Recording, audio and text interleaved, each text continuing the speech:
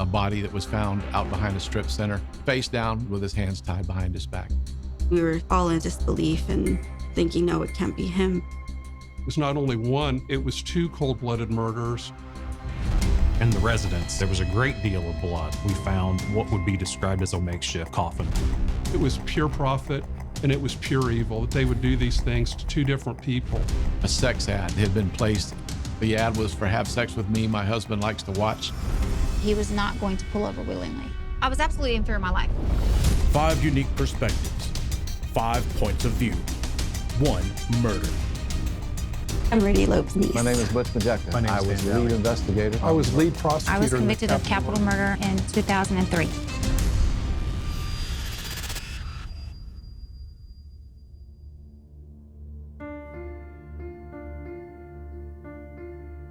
I'm Nicole Costa, and I'm Rudy Lopez' niece. My Theo Rudy was one of my favorite uncles. He grew up in San Antonio. He had 2 very loving parents. He would always encourage my cousin and I to get good grades, and every time we got an A on our report card, we would go to a restaurant.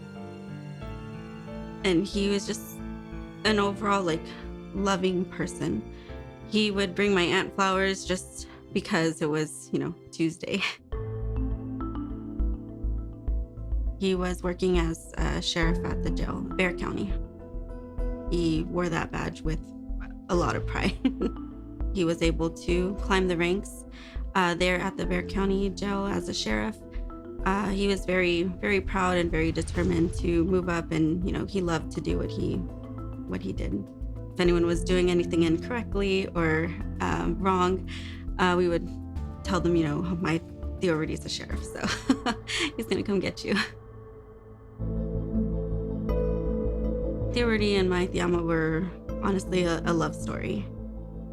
The way they just got along together, they never fought in front of us, and I'm not even sure if they even fought about anything. When my Theo Rudy and my Tiama got married, I was maybe a couple of months old. They just loved each other so much, and you could tell every time, at family events, Theo Rudy and Tiama were always together. And they would go to the coast every single year for their anniversary. And actually that year, he was planning to go on a cruise.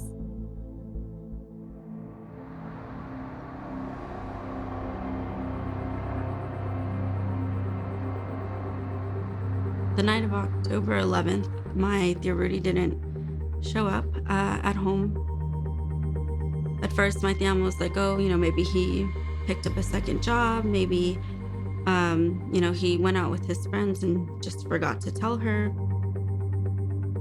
And when he wasn't answering his phone, he still hadn't showed up hours later. She had called missing persons and reached out to our family friend, who was also in the sheriff's department. I know this is very, very unlike my Uncle Rudy to not show up, not call.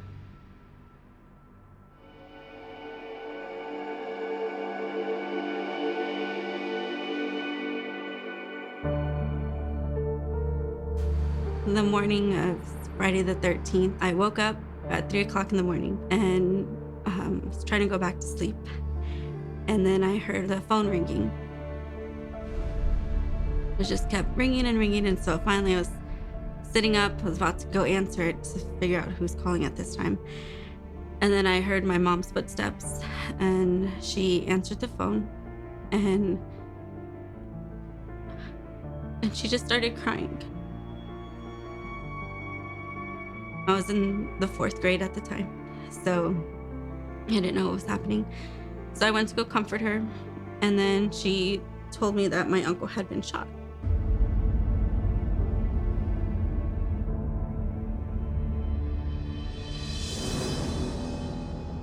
Our family friend actually knew what had happened to my Uncle Rudy, but wasn't able to tell my Tia Alma over the phone because it wasn't correct protocol.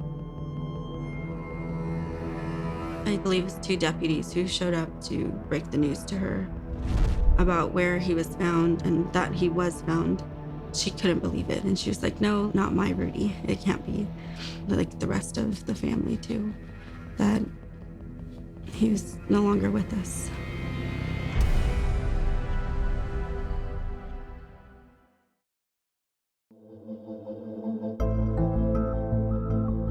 My name is Butch Majeka, and I was the lead investigator on the murder of Rudy Lopez. On October 12th of 2000, it was late in the afternoon. I was getting ready to go home. Our shift was just about ending. And our office got a call for a DOA, a body that was found out behind a strip center off of Thousand Oaks in North San Antonio.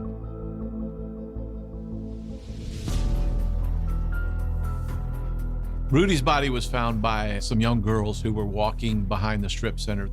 Of course, they became very scared, ran home, and the parents were the ones that made the 911 call. He was face down with his hands tied behind his back. He had another piece of cloth or a shirt that was wrapped around his eyes as a kind of a blindfold. We didn't get a lot of information from the girls, so we began what we call a canvass. We start knocking on doors, talking to people to see if they heard anything, if they saw anything.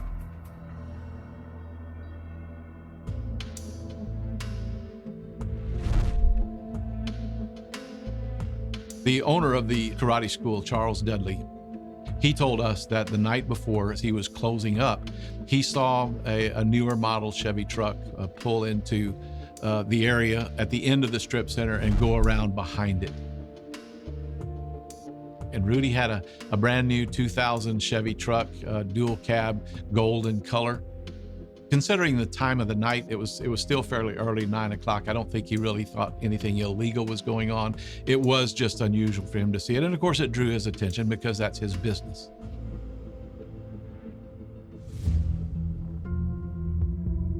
We didn't get much from anybody else in the strip center, but as the story came out on the news, we had a police officer that called us the very next day and told us that while he was on patrol, he heard a gunshot go off.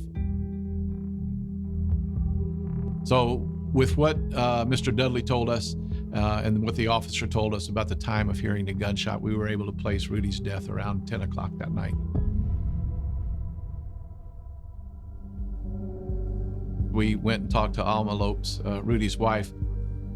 We learned that Rudy had worked in the jail. He was a jail sergeant at the time, had a good reputation. Alma never gave us any indication that Rudy had any threats made, that anybody was out for revenge from the jail. The only thing that kind of drew our attention was she told us that they were having some difficulty in the marriage. It had been some time since they had been together.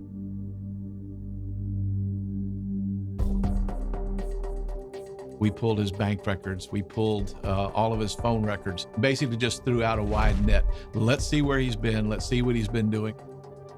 As we looked through his financial records, what we did see was there was a purchase made at Frederick's of Hollywood. I think it was around $90. Alma told us he hadn't brought anything home from Frederick's. So at that point, we started to believe that we might be looking at some type of an affair, but we weren't really sure what we were looking at yet.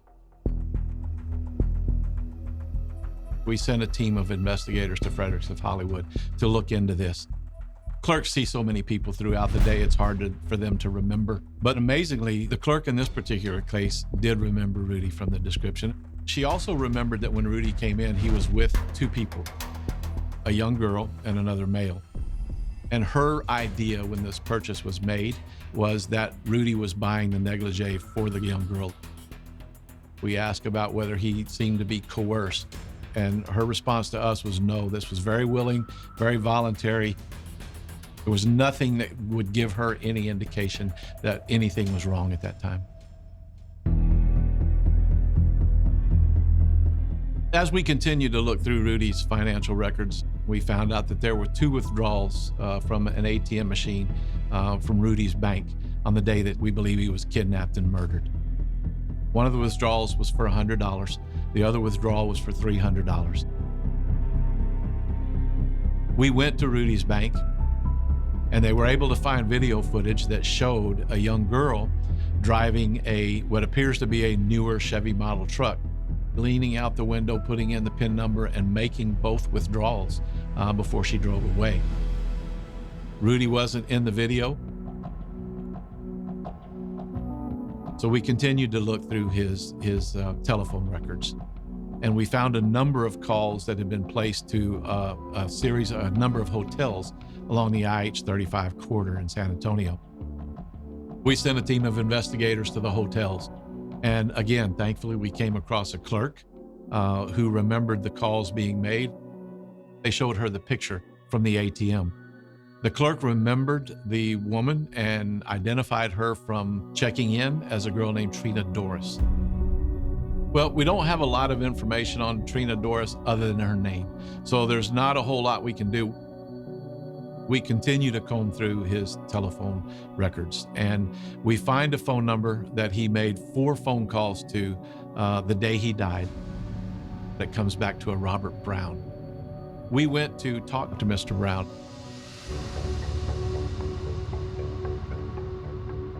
When we talked to Mr. Brown, he remembered Rudy Lopez calling his home, trying to get in touch with a woman who had been staying with him. He also identified the woman as Trina Doris. He also told us that she was with a man who identified himself as Mo. Robert Brown had contacted Trina Doris and Mo at the time in response to a sex ad that had been placed in a magazine in San Antonio called The Current. The ad was for "have sex with me, my husband likes to watch." That never happened, although the promise of sex kept coming. They told him they were from out of town. He didn't have a place to stay. He allowed them to come to the house and stay with him for a couple of nights. He remembered that on the day that Rudy Lopez was killed, Rudy called his house 4 times looking for Trina, trying to get in touch with her. Rudy had been scheduled to meet with her, allegedly to have sex that day. Robert did tell us that Trina was a dancer and she was going out looking for work as a dancer. And so what that necessitated was for the homicide unit to visit almost every strip club there was in San Antonio at that time. We sent investigators out, primarily around the area where he worked, but we did visit as many strip clubs as we possibly could. We got lucky. We actually found a strip club on 410 where Trina was working for a short period of time. And in finding that we were able to get her driver's license, now we have something we can look into for Trina Doris.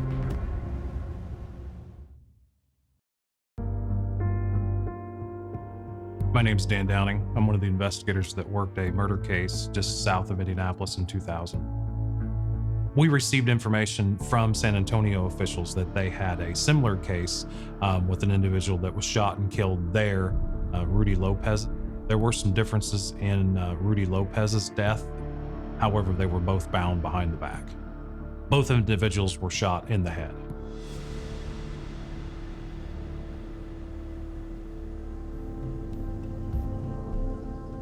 Just prior to 8 a.m., I was notified by our communications center of a request for investigators at a residence. I spoke with our uniformed officers that were on the scene. They kind of gave me the rundown of what had taken place. The homeowner was found in the trunk of a burning vehicle just north of Morgan County. A passerby reported the car fire. It was just off of a state highway. We learned via dental records that it was Robbie Bott. He was an airplane mechanic locally here in Indianapolis. Basically a divorced father, kept to himself.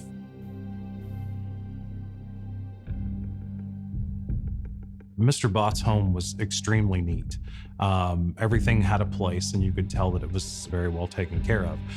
But items were missing, so there were imprints from where a stereo would have been sitting, and different electronic items in the house.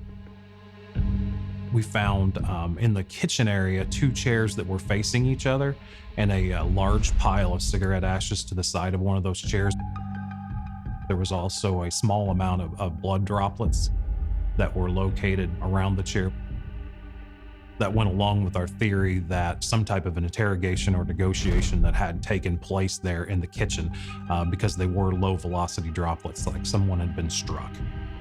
There were a couple fingerprints, but the majority of the surfaces, as we printed every surface in the residence, we found that they had been wiped off.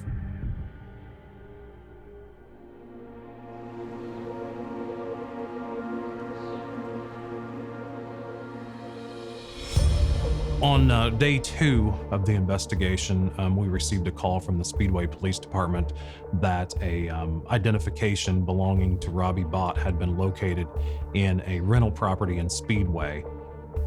The actual landlord had been evicting his current tenants. He had hired a cleaning crew to come in and clean out all the property of the tenants that were living in the residence.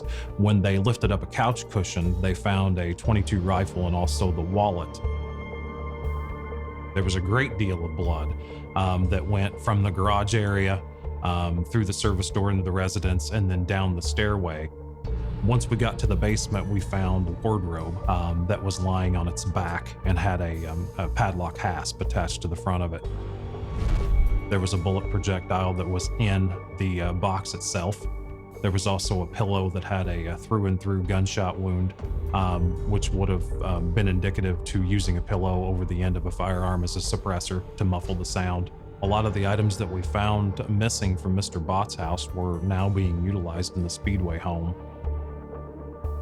It started to become more apparent that Mr. Bott was encountered at his residence in some way and then taken to the secondary location in Speedway, where he was then kept for a period of time until his final demise.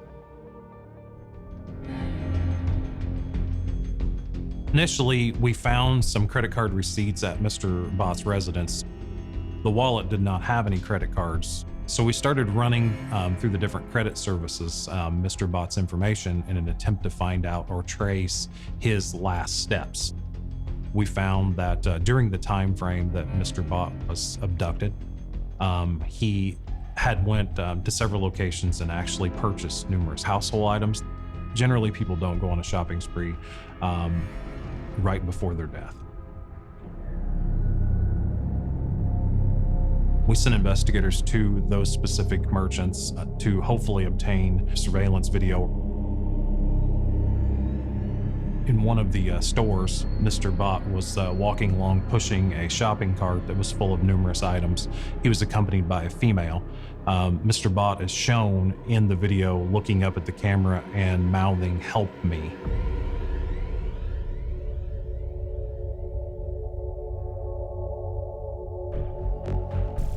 During the examination of the bank records, we found that there were purchases not only here in Indiana at a local sex shop, but also in San Antonio, Texas, at a similar type of shop. We also know that there's a female that's involved. So we also go back to Mr. Bott's residence. We found in the master bedroom that there was an empty condom wrapper lying on the floor next to the bed. We also found that the bed sheets of the master bedroom were gone. So at that point, we're looking at, was this a sexual encounter gone wrong? Was this some type of hookup, some type of a prostitution element that had went wrong for Mr. Bott? During communications with San Antonio Police Department, we learned that through credit card statements, there were purchases made in San Antonio, Texas, and they had a similar case with an individual that was shot and killed there, and a male and female suspect who may have been using aliases, possibly a Trina Doris and a male by the name of Mo. We were able to identify Trina Doris, speak with her, and send photographs to San Antonio Police Department so that they can pair with their videos. It was not Trina Doris.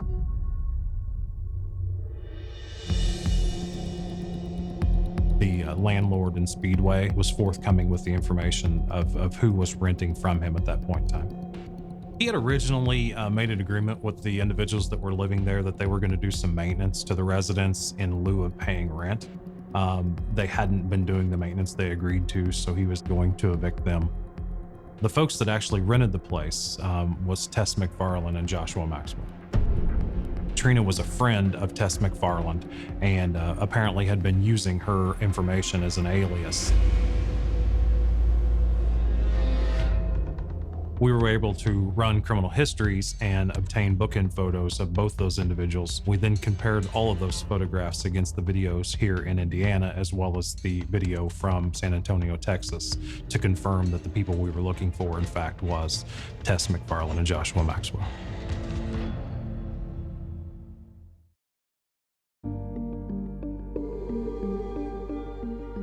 My name is Tessy McFarland.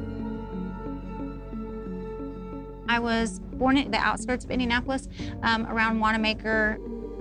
My biological father was killed when I was 2, but my mother remarried early on, and my stepfather raised me as his own. In my freshman year, I met my son's father, and we got together and stayed together for several years. Money was just so tight that when we had broke up, I was kind of on my own. Josh Maxwell, he was a friend of my brother's and my brother's friends, and during a summer that I was going to driver's ed, I was at a party where we all sat around and was watching basketball. And that's the first time I'd ever been introduced to him, and I was 15 at that time.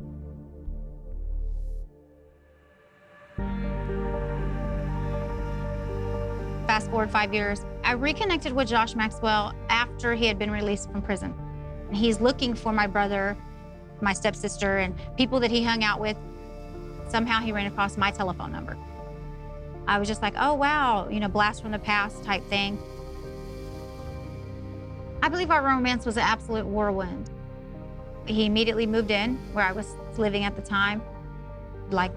Almost from probably 2 weeks in, we just had a very strong connection from the very beginning. It happened so quickly that I think that's also part of the reason why I never seen red flags.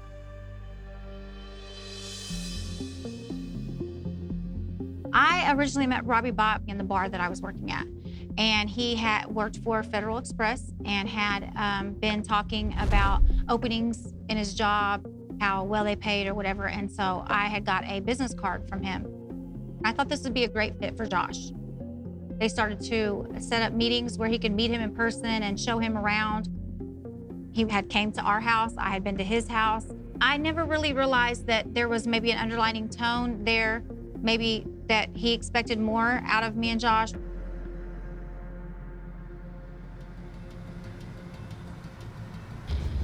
I went to my sister's house to spend the night with her children, and my son. We were gonna all get up and go somewhere the next day, and apparently Robbie and Josh got into a pretty bad argument, and in the basement of the house that we were renting at the time, he shot and killed him. To my knowledge, Joshua put Robbie's body in the trunk of a car and lit the car on fire.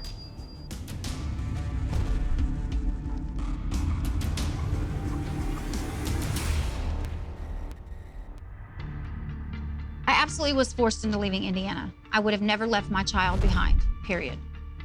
Consequences be damned. I would have stayed. Josh was not going to allow me to stay because he felt like I knew too much and that whatever I said would lead the cops directly to where he would go. I was handcuffed to every bed post. He took the handset off of every telephone in every hotel room. I never went in anywhere by myself. I was absolutely in fear of my life. One time I was able to write a note to a hotel clerk. I would try to sneak it in between the stacks of bills that I was paying with. And I don't know if they just thought it was a joke or they just never looked into it, but nobody ever contacted or reached out to any number that I left.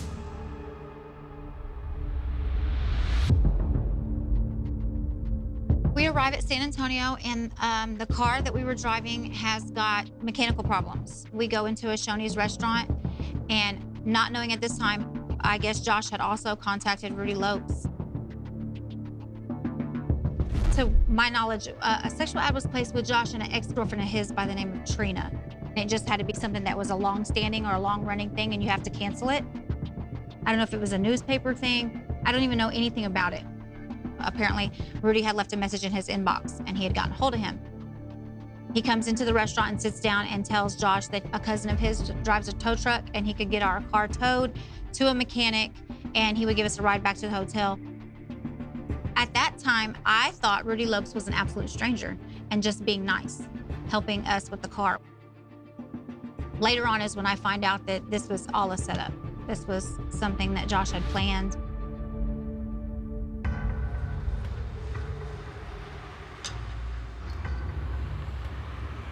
When we go to pick up the car later on that night, There was a bunch of trash in the bed of his truck, and it was rolling around, making a lot of noise, and he was complaining about it. So he wanted to get rid of it, and he felt like it was scratching the bed of the truck up, and so he asked, could he please pull in there because he saw a dumpster. I was inside the truck, and I have the radio on. I heard what I thought like was a car backfiring. Josh explains then that they got into a physical altercation. There was a discrepancy with the amount of money that was paid to have the car fixed, and a gun was pulled, and ultimately Mr. Lopez was shot. I asked Josh then, what now? We have to go back and see what's happened, and he's like, not going to go for that. He gets on the highway immediately and just starts driving.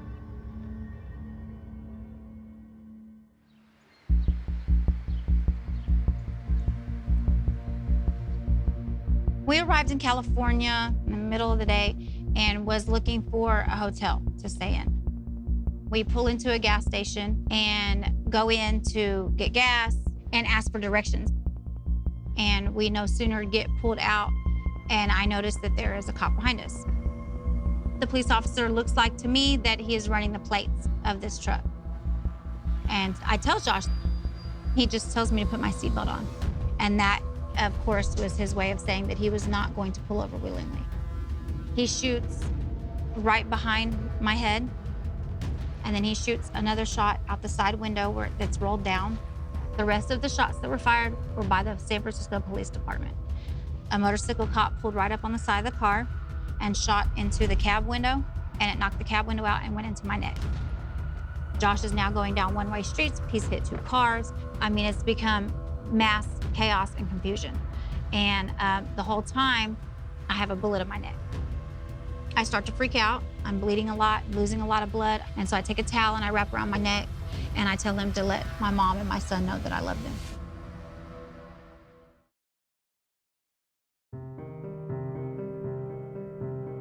My name is Jim Kopp. I was lead prosecutor in the capital murder prosecutions of Joshua Maxwell and Tessy McFarland. When this case occurred, I was chief of the intake division of the Bexar County District Attorney's Office. We were aware of the murder of Rudy Lopez, but at that point in time, we did not know who had committed the offense. The district attorney got a call from San Francisco saying that they had apprehended 2 people that were involved in it.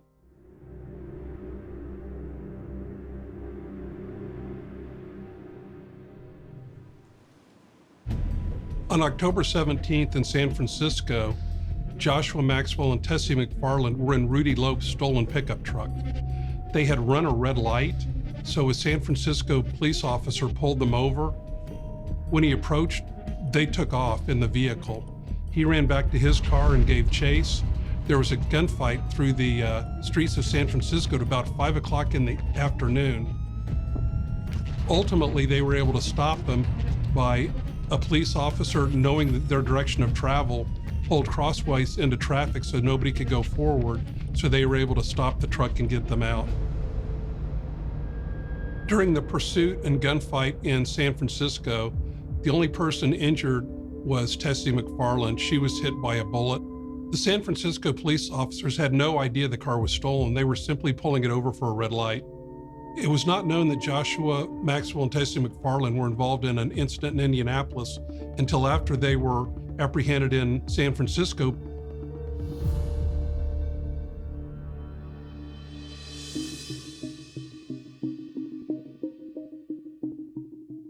Josh, what kind of vehicle were you in? A cold Chevy truck. Whose truck is that truck? Rudy Lopez. Josh, how is it that we came to you here today? They pulled me over. The cops tried to pull you over. That's when I had to How come you took off? because I'm wanted back home. For what? Murder. Josh pretty much wanted to take full responsibility for the crime, and he did what little he could to try to shield Tessy from the consequences of what they'd done.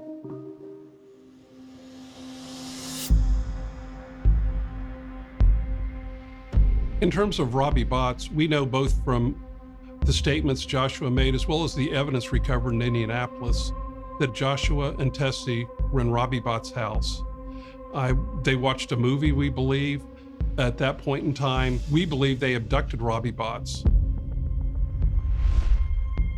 What they did is they took him to the basement of the house that they were fixing up in Indianapolis, put him in a wardrobe in the basement and locked it. They went back to his house, took all kinds of items, vacuum cleaners, all kinds of things. Then they went back to the house. At that point in time, they let him out of the closet, took him upstairs, and they had him take them shopping. They went to a store in Indianapolis and charged up about $2,000 on his credit card. And we have a video of this. Then they take him back to the house in Indianapolis and lock him back up in the wardrobe. They take a pillow, shoot Robbie Bott several times, take the body, put it in the trunk of his car, drive it to a deserted area outside of Indianapolis and set the car on fire.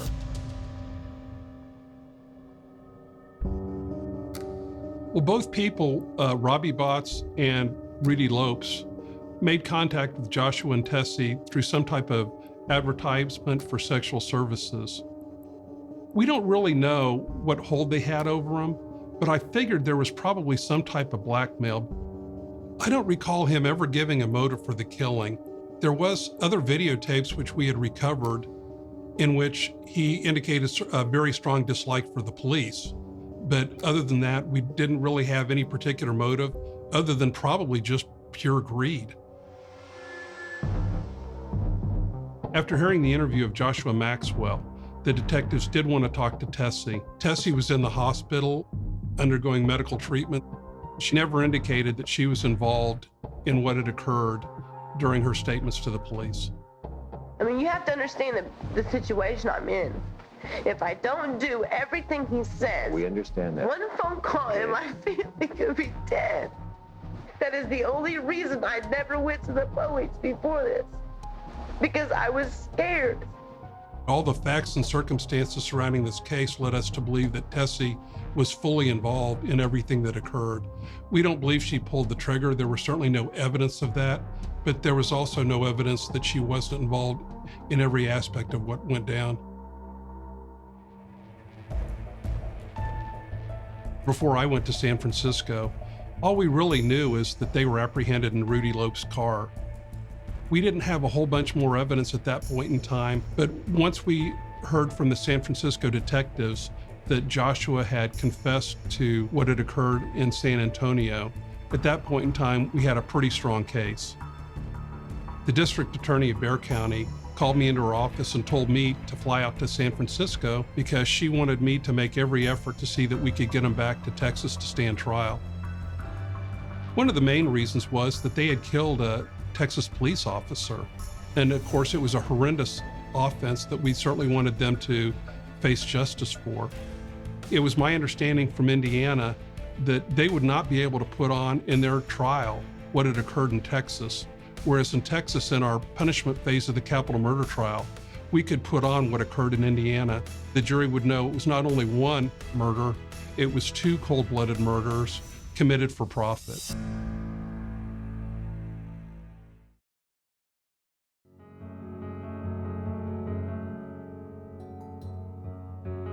When I heard about the shootout in San Francisco with Joshua Maxwell and Tessy McFarland, and that they had been the ones who were accused of killing my Theo Rudy, I was extremely thankful whenever they did catch them. We had numerous items linking them back to the crime here in Indiana. There were also witnesses that were placing them in San Antonio. We had video evidence, we had fingerprints. The evidence was definitely overwhelming against both. Joshua and Tessy were indicted for capital murder, but we couldn't try them together. Joshua had prior convictions out of Indiana, so because of that, we could not try Tessy with him.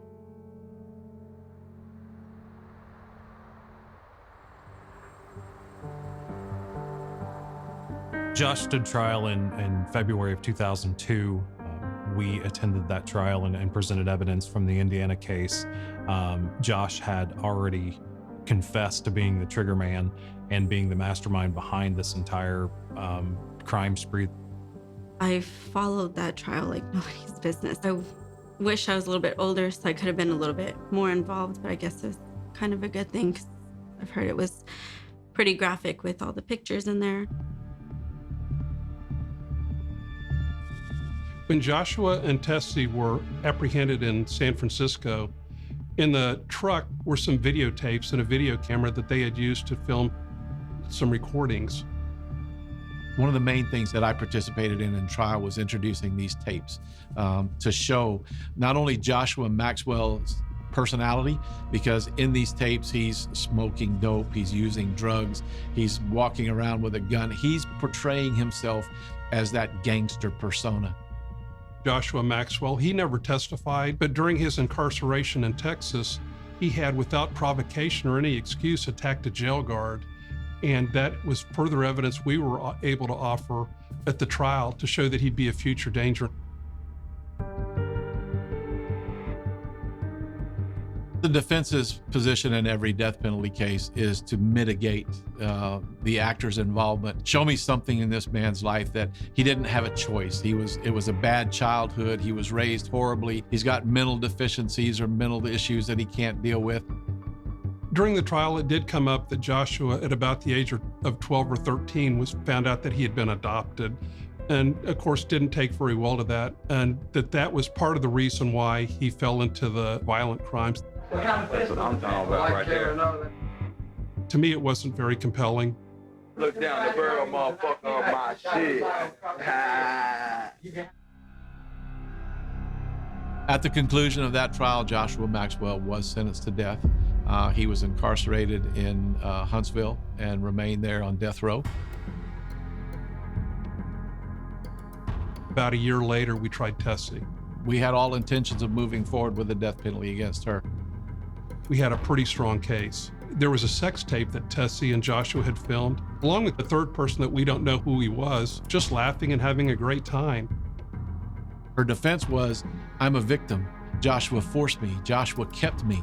But those tapes prove that that wasn't so. Okay, now get out. All right. I get my shower. Be a good kid. The tapes, as well as all the other evidence, led us to believe that Tessy was fully complicit in what had occurred, that she wasn't acting under duress. I can't say that, I've ever been in that type of a abusive relationship, and I'm not trying to talk down about anybody who's like that, but she knew what she was doing.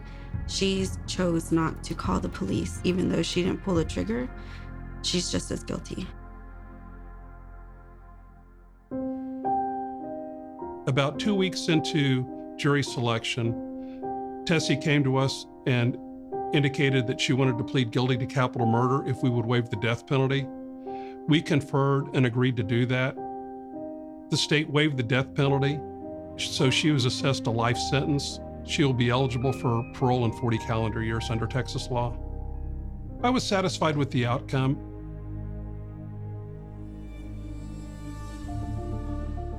I don't think that justice was served because Tessy McFarland deserves to die. The things that she and Joshua Maxwell did to Robbie Bott in Indianapolis are just horrific. The outcome, it's provided some closure with my family, but I don't think there'll ever be any full closure because our question would still be why? Why would they do that to anybody? They would do these things to two different people, essentially torture them, both by holding them, shooting them, everything else they had done to them, and it was pure evil. Looking back on that situation, I would have handled things in a completely different manner. I'm almost 40 years old now. I'm a completely different person. I absolutely feel horrible for everybody involved. If I could take either one of their places, I would. I absolutely would. No one ever expects it to happen to them. Hold your loved ones very close. Tell them how much you love them every single day.